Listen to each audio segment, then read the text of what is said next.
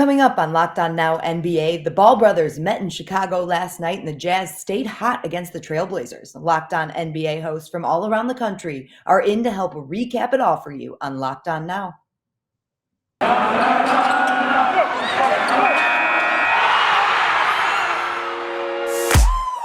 The biggest games, the best performances, expert analysis. You are Locked On Now. What's up, everybody? You are listening to Locked On Now NBA, local experts with the biggest stories on the hardwood. I'm your host, Daniella Bruce, and thank you for making Locked On Now your first listen every weekday. Our Locked On NBA hosts are here to help break down all of the action from Monday night. Two Ball brothers met in Chicago last night, and Big Brother won for what I'm sure wasn't the first time in our biggest game. The biggest game. Lonzo Ball and the Chicago Bulls faced off against younger brother LaMelo and the Charlotte Hornets last night, and the experience proved to be more than enough to win as Chicago put a scoring clinic in a big win over the Charlotte Hornets. Locked On Bulls tells us how Chicago made it look easy. What's up, Bulls Nation? Matt Beck here from Locked On Bulls with your post-game takeaway. The Bulls beat the Hornets at home. 133-119 was the final. That is the Bulls' season-high point total, and it puts the Bulls at 9-7 in a very challenging schedule for the month of November. The Bulls 14-8 on the season. Now, despite all the hype being about LaMelo versus Lonzo, the Ball brothers going at it, and there were some fun one-on-one moments between the two, Lonzo D'ing up his younger brother.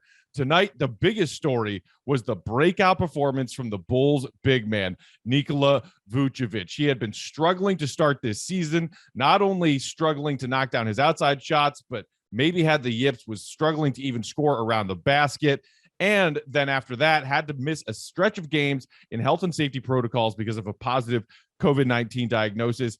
He shows out big in this one, his first 30-point game of the season.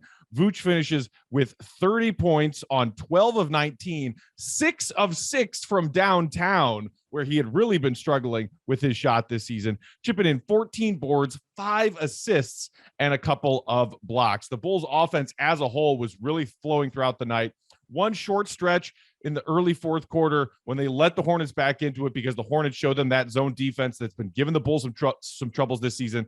But the Bulls responded with amping up their defense and passing and moving off the ball to get their offense back on track. But Vooch is the MVP tonight. This is the guy the Bulls traded for, gave up Wendell Carter Jr. and picks for at the deadline last season. If this version of Vooch stays around for a while, plus you got Zach and DeMar doing their thing, watch out. That's it. The Bulls now mercifully have 2 days off in a row before they head out to New York to face the Knicks on Thursday. For a full breakdown of this win over the Hornets, check out tomorrow's episode of Locked On Bulls with me and my guy Big Dave, wherever you get your podcasts. Locked On Bulls, your team every day. The Hornets couldn't keep up with the Bulls and lost for the second straight time. And Locked On Hornets says the Charlotte defense is what kept it from staying in the game down the stretch. Doug Branson here from the Locked On Hornets podcast. Not a fun night for Charlotte Hornets fans as they watch their team lose 133-119 to the Chicago Bulls in Chicago. Second straight loss for the Hornets. Now, the story coming into this game was, of course, Ball versus Ball, LaMelo versus his brother Lonzo. But like a lot of LaMelo Ball marquee matchups this season, this one failed to live up to the hype. Due in part to the fact that the brothers were playing intense one-on-one basketball versus one another, ended up fouling each other 3 times apiece in the first half, and they would miss some significant time on the bench as a result. Now, the story of this one was the Hornets' defense reverting back to some of their October woes, not being able to stop Nick Vucevic inside or outside, or DeMar DeRozan from mid-range. The Bulls beating the Hornets in transition and scoring a ton of points as a result. The Hornets down 23 at one point in the third quarter. This one looked like a laugher, but they did make things interesting in the fourth quarter, opening up on a 14-4 run, thanks in part to Gordon Hayward in transition. He finished the game with 22 points. Terry Rozier adding 31 to pace the Hornets. Scary Terry in full effect in this one, but it wasn't enough. After pulling within 4 at one point in the fourth quarter, the Bulls call a timeout. They come out of that timeout, 9-0 run, and it was all but over for the Charlotte Hornets, who have now lost 2 in a row. Next up, the Milwaukee Bucks. Doesn't get any easier for the boys in purple and teal. For more on the Charlotte Hornets, make sure you're checking out Locked On Hornets with myself and Walker Mail. The Orlando Magic lost again last night and lost one of their biggest assets for a while with an injury as well. Locked On Magic has an update after Jalen Suggs left last night's contest. Well, the injury bug has struck again. The Orlando Magic played a really strong, energetic game. They had a chance to win, but the story is unfortunately another major injury for the Orlando Magic. Well, not major in the way that the other major injuries are major, but major in the fact that Orlando's going to be without a key player for several weeks now. Late in the fourth quarter of the Orlando Magic's 101-96 loss to the Philadelphia 76ers, Jalen Suggs got hit across the hand and fractured his right thumb. He left the game with about 4 minutes to play. The diagnosis came shortly after the game ended, and he will miss an extended period of time, likely at least a month of action. This obviously terrible news for a young team that is just simply about getting players like Jalen Suggs experience. It hurts. It hurts a lot, especially because Jalen Suggs really looked like he was starting to turn the corner and starting to make more positive plays and less of the kind of negative ones that you'd expect from rookies. Also took away from a really nice game from the Orlando Magic. Yes, they're on a 7-game losing streak now, but the Magic played with a lot of energy. They erased a 16-point deficit in the first half, from the first half, made it a game in the second half, had every chance to win late, just unable to execute as they don't have any healthy point guards on the roster right now. Franz Wagner with another incredible game. The rookie continues to shine and flourish. Orlando's getting some really good production from players they really care about. Their bench continues to hold them back. But unfortunately, the story of the game is another major blow to the Orlando Magic's young group and just more waiting for guys to get healthy. We'll have more on this on Locked On Magic coming up in a little bit. We'll see you then. The Portland Trail Blazers have been a mystery this season. Portland was at 500 going into last night's game in Utah and had only won once on the road all season, and it didn't get a second win on Monday as Utah pulled away in the fourth quarter for an easy win. Locked On Blazers can't figure out why this team is so bad when playing away from Portland. The Portland Trail Blazers remain a very bad road basketball team. This after a 129-107 loss in Salt Lake City to complete a winless 3-game road trip and fall to 1-10 on the road. This is who they are. They just stink when they leave Portland, and they stunk tonight against Utah. Anthony Simons was a bright spot. Yusuf Nurkic was a bright spot, but the Stars didn't play well. Damian Lillard had one of his worst games of the season, and it's in a year that he's struggling, it was an awful Dame night. And the Blazers they aren't good on offense on the road. They're bad on defense everywhere, and they're particularly bad when they're away from home. And this was just another night where they looked out of sorts and got outclassed by a way better basketball team. Not much more than that, but you can still listen to Locked On Blazers because we'll break it down as best we can. While Portland continues to fall apart on the road, Utah was clicking on all cylinders on Monday. Utah scored 76 points in the second half, and Locked On Jazz called it the most complete performance of the season. The Utah Jazz put out their most complete performance of the season and show signs of last year's dominating team in a blowout win over the Portland Trail Blazers. David Locke of Locked On Jazz. Donovan Mitchell went wherever he wanted to go on his way to 30 points. The Jazz swung the ball and it popped around, and they buried threes against a team that allows the most corner threes in the league. The team that takes the most lived in the corners and made the Blazers pay. And on the other end, Rudy Gobert was completely dominating in this basketball game tonight. CJ McCollum goes 2 of 8 inside 10 feet. Damian Lillard goes 1 of 5 inside 10 feet. And Rudy Gobert has 21 points, 16 rebounds, 3 assists, a steal, a block, and is plus 29. A dominating performance by Utah. They blow out the Blazers 129-107. For more, visit Locked On Jazz. Coming up next on Locked On Now, the Timberwolves barely get a win over the Pacers, and the Cavaliers dominated the Mavericks in Dallas on Monday. You're listening to Locked On Now. We'll be right back. If you haven't tried a Built Bar yet, head over to Built.com and use our promo code LOCKED20 for 20% off today. A brand new Built Bar flavor has just landed for you to try as well. Caramel Almond Delight. And it delivers just as promised. Caramelized chocolate, almonds, and of course, It's delightful. Be sure you get yours before they're gone. And maybe you're craving white chocolate. For a limited time, you can get a special new Built Bar Puffs flavor, white chocolate cheesecake. 'Tis the season to welcome back to Locked On Now NBA. I'm your host, Daniella Bruce, and Jared Allen went off for 28 points and added 14 rebounds. He did more than enough to help the Cavs beat down on the Mavs in last night's best performance. The best performance. Hold up. The Cleveland Cavaliers took care of the Dallas Mavericks on Monday night. Dallas's Luka Doncic played well, but our Locked On Cavs host explains how Cleveland was just the better team.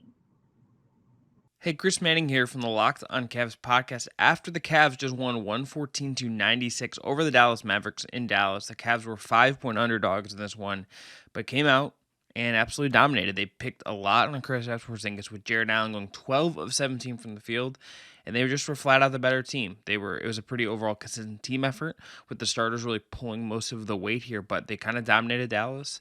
Didn't really have much of an issue absorbing a 7 of 11 shooting night from three from Luka Doncic. The Cavs were just better. Jared Allen kind of dominated inside, and the Cavs are above 500 again, heading into a tough stretch of games, including games against the Heat, the Wizards, and the Utah Jazz. For more on the Cavs and this win, check out the Locked On Cavs podcast wherever you get your podcasts. Let's go around the league. The Minnesota Timberwolves have quietly put together a winning streak over the past couple of weeks, and that continued with a one-possession victory over the Pacers on Monday. Minnesota won it without Karl Anthony Towns at the end, and Locked On Wolves tells you how this nail-biter played out. Ben Beacon with Locked On Wolves here. The Minnesota Timberwolves have won 7 out of 8 games after beating the Indiana Pacers on Monday night by a score of 198. They overcame a Domantas Sabonis triple-double and a double-digit deficit, and Karl Anthony Towns falling out with just over a minute to play in the game to ultimately win this one by a possession. D'Angelo Russell was great. Anthony Edwards was fantastic in the fourth quarter. Cat was great until he fouled out. And Naz Reid was big after Towns fouled out. Had a really good game off the bench.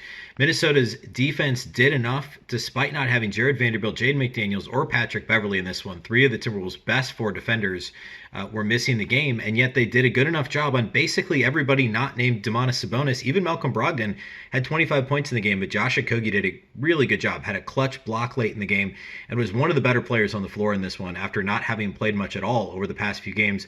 Okogie joined the starting lineup in the absence of some of the other top-flight defenders that were out and had a fantastic game. We're going to talk all about it on the post-game podcast tonight. Make sure you subscribe to Locked On Wolves for all things Timberwolves.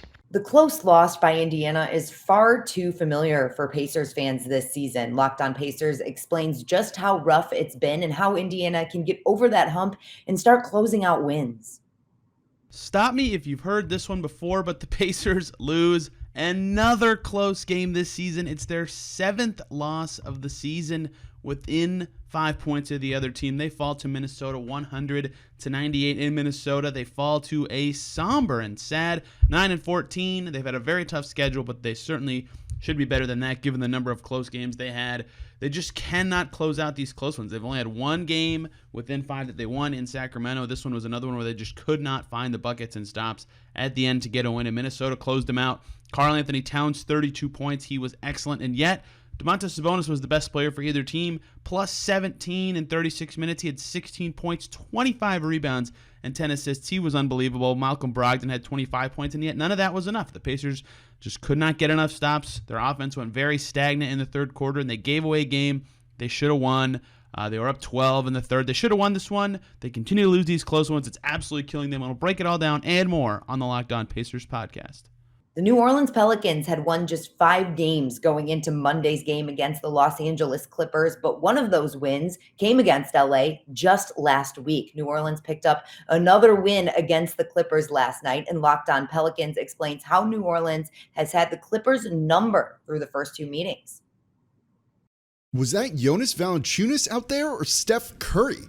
I'm Jake Madison, host of Locked On Pelicans and Locked On NBA. The Pels get their best win of the season, 123-104 over the Los Angeles Clippers, and Jonas freaking Valanciunas. I'm going to have whatever that dude is having, a career 39 points, 15 rebounds. Oh, and he went 7 of 8 from 3. No lie, 7 of 8 from deep. He's a center doing that. He's a shooting above 50% for the year. Brandon Ingram chipped in a cool 27 points and got the Pels a couple of buckets when they needed it. And yeah, 7 of 8! It hasn't been a pretty season, but the Pelicans have won 3 of their last 4, and with Zion's return around the corner, could the Pelicans be marching towards the playoffs? I'll be covering it every day over at Locked On Pelicans. The Clippers lost to the Pelicans for the second straight time and lost for the second straight day after falling on Sunday afternoon as well. Locked On Clippers tells you how LA let a lowly New Orleans team beat them again. What's going on, Clips fans? Chuck Mockler here, one half of the host of New over at Locked On Clippers, coming at you after a wonky and disappointing loss to the New Orleans Pelicans. Jonas Valanciunas went 7 for 7 from 3 in the first half, which made absolutely no sense. But what had made sense has been the Clippers' poor ball security and just overall stuttering offense. It's been difficult to get stops. It was tough in this one.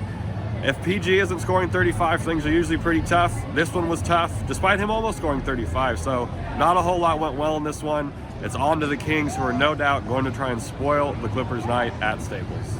And that's a wrap for us today. Thank you all for making Locked On Now your first listen every day. For more on the association and your favorite team, make your second listens Locked On NBA and your team's local Locked On podcast. I'm Daniella Bruce, and this has been Locked On Now.